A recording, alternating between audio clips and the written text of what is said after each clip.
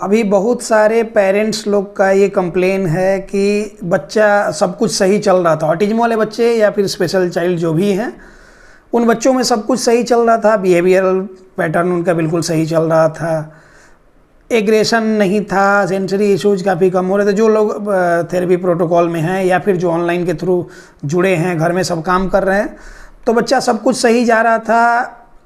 अभी 10-15 दिनों से हमारे पास बहुत सारा कंप्लेन आया कि मतलब बच्चे में एग्रेशन बढ़ गई है, स्थिर बैठता नहीं है, रेस्टलेसनेस उसमें आ गई है, सिटिंग इंटॉलरेंस हो गई है, चिड़चिड़ापन बहुत ज़्यादा हो गया है, किसी को भी मार देना, हमेशा इरिटेटेड रहना, कोई सामान उठा के फेंक देना, कुछ भी ये करना।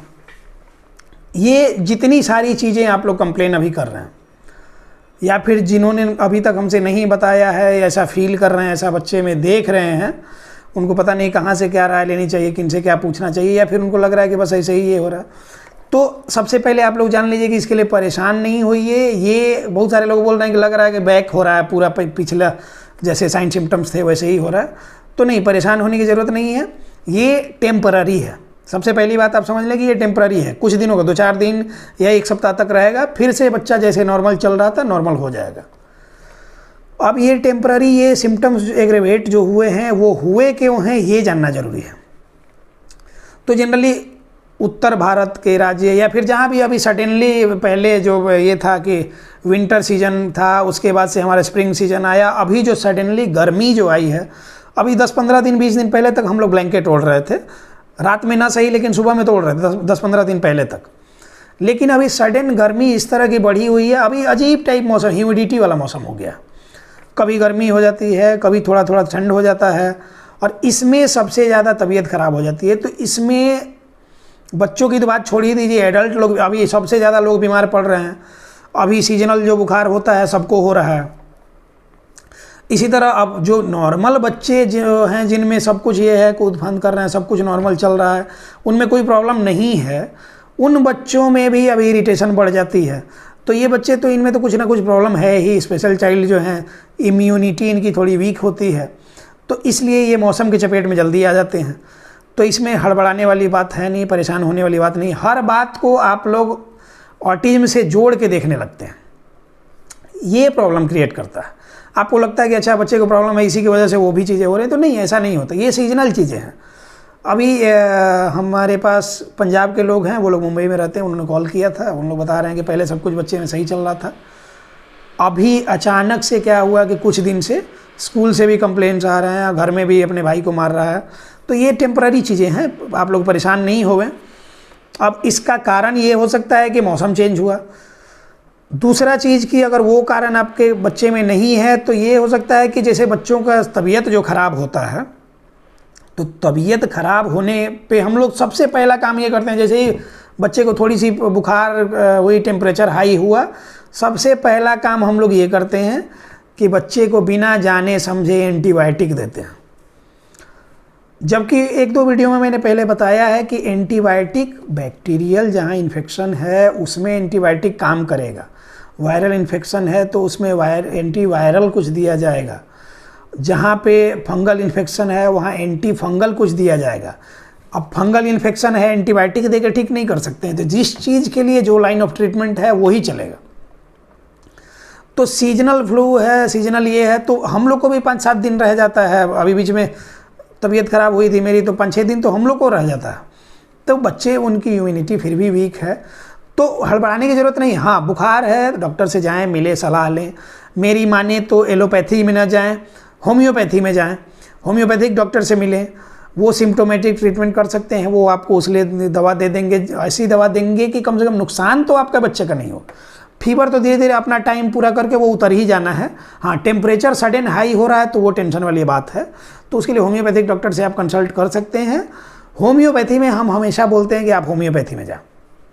होम्योपैथी में जाने से क्या होगा कि कुछ भी नहीं दे दिया जाएगा सडन, नहीं तो फिर कुछ भी दे देने से क्या होता है कि सडन आपका ये होगा, टेम्परेचर तो डाउन हो जाएगा, लेकिन एंटीबायोटिक वगैरह दे दिया या फिर कोई भी दवा एंटीपायरेटिक ही दिया तो सडन ये तो डाउन हो जाएगा, फिर आएगा, फिर आप दवा देते रहेंगे। उसी में क्या होता है कि बच्चा कमज़ोर हो जाता है, कमज़ोर हो जाएगा तो बच्चे में जाहिर सी बात है कि जब वीकनेस बॉडी में आ जाएगी तो कोई भी बात बुरी लगेगी, कड़वी लगेगी। अच्छी बात बोली जाए तो कड़वी लगती है, इरिटेशन होता है, गुस्सा आता है, हम लोग खुद पे फील कर सकते हैं। कोरोना के टाइम में सारे लोग डरे हुए थे, तो लोग जब डरे हुए थे तो हर किसी के दिमाग में था कि सिम्टोमेटिक कोरोना तो फिर भी सिम्टम लेके आ रहा है, एसिम्टोमेटिक में बोल रहा था लोग कि स्वाद नहीं पता चल रहा है, महक नहीं पता चलेगा, वो एसिम्टोमेटिक कोविड है तो उसमें आपको डर जाएंगे, तो ये तो वो तो ये सारी बातें जो हो रही थी। तो उस टाइम हम लोग को भी डर लगता था, तो उसमें हम लोग क्या हुआ कि बुखार लगा तो तुरंत एंटीबायोटिक तो पहले ले लेते थे। 5 दिन लेने के बाद, कोर्स पूरा करने के बाद हमको ही 5 दिन के बाद सारा बुखार तो ख़त्म हो गया, लेकिन खड़ा होने में भी प्रॉब्लम हो रही थी। खड़ा हो रहा तो लग रहा था कि जैसे बॉडी में मतलब जान है ही नहीं, जैसे हवा के ये पे चल रहे हैं। तो जब हमारे साथ ऐसा हो सकता है, हमको ऐसा फील हो सकता है, कोई कुछ भी बोलता था तो इरिटेशन होती थी, गुस्सा आता था। तो उस बच्चे के साथ भी वही हो रहा है, चिड़चिड़ापन। अब चूंकि वो बोल के फ्रस्ट्रेशन नहीं निकाल सकता, हम लोग क्या है, हम लोग को फ्रस्ट्रेशन निकालने का साधन ये है कि गाली दे सकते हैं, किसी को मार सकते हैं। अब बच्चा क्या है कि वो बोलता नहीं है, तो वो अब गाली तो दे नहीं सकता, या फिर कुछ भी लाउडली उस तरह का बोल तो सकता नहीं है। तो वो क्या करेगा कि इरिटेट होगा, उसके बाद पिंचिंग करेगा, हिटिंग करेगा, अपने को ये कर लेगा, सेल्फ इंजरी कर लेगा, सेल्फ हार्म कर लेगा। तो ये सारी चीज़ें हैं कि उसका एग्रेशन दिखाने का तरीका है, वो एग्रेशन अपना कैसे जाहिर करेगा।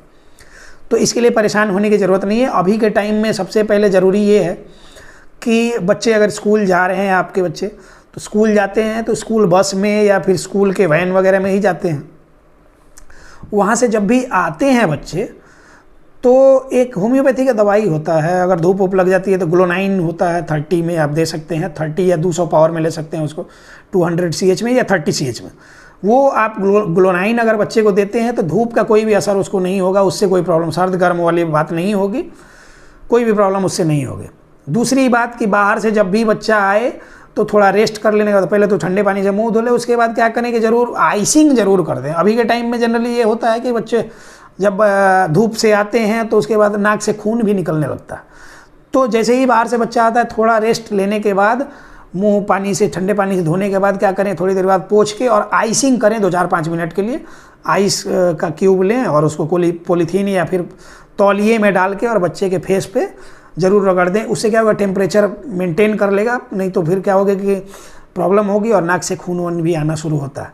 तो उसके लिए भी हड़बड़ाने की ज़रूरत नहीं है। और ग्लोनाइन 30 ध्यान रखें, वो दवाई आप दे सकते हैं। उससे क्या होगा कि धूप का जो भी असर हो रहा है बच्चे पे, धूप लगने का या फिर कोई भी प्रॉब्लम उससे होनी होगी तो वो नहीं होगी। तो ये बातें सब लोग ध्यान रखें और परेशान नहीं होए। धन्यवाद।